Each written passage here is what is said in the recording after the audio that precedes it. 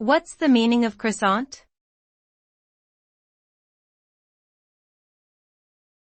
Croissant.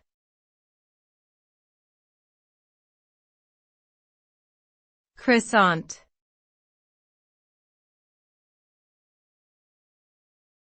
Croissant.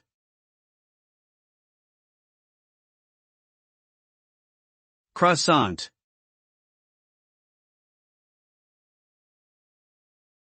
A croissant is a pastry of French origin.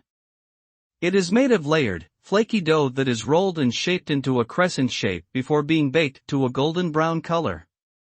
The name croissant comes from the French word for crescent, as the pastry resembles the shape of a crescent moon.